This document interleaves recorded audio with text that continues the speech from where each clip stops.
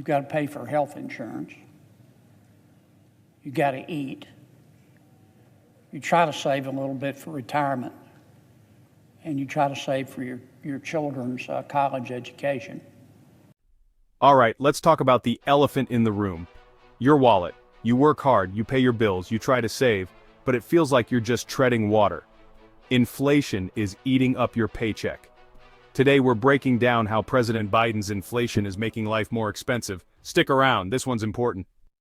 Let's say you're a middle-class family in Louisiana.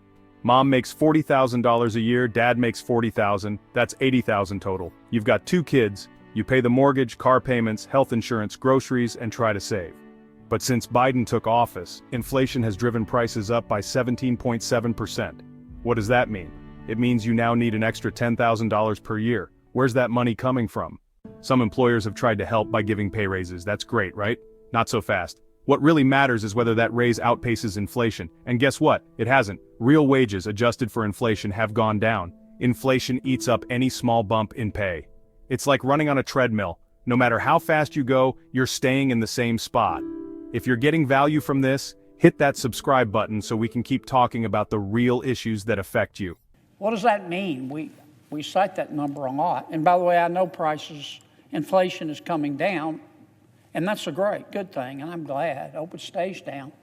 But all that means is that prices are rising less quickly. It doesn't mean prices are dropping. These high prices caused by the president's inflation are going to be permanent. So if wages aren't keeping up, what do people do? They borrow. Credit card debt is exploding, up 9% at Chase, 15% at Wells Fargo. And people aren't just using their cards more, they're paying off less. Interest piles up, debt grows, and financial stress gets worse. The American dream is turning into an American debt trap. And if borrowing isn't an option, what's left? Savings. But personal deposits are down, 3% at Chase, 5% at Citigroup, 10% at Wells Fargo. People are raiding their savings just to afford basic necessities. That's money that was supposed to be for emergencies, retirement, or a down payment on a home. Instead, it's being used just to survive Biden's economy. Well, here's what they look like.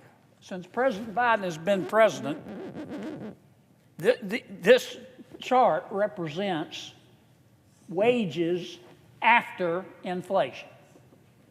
We started up here, we're down here. They've been a little bit better lately. So most Americans who have gotten a pay raise after inflation, it doesn't count. It just doesn't count. So here's the bottom line. High prices are here to stay. A minor pay raise isn't going to fix Biden's inflation. Families are borrowing more, saving less, and working harder just to break even. And Washington? They're acting like everything's fine. It's not. We're going to keep talking about this and pushing for real solutions. Hold our leaders accountable. Care about your financial future? Hit subscribe and let's keep the conversation going.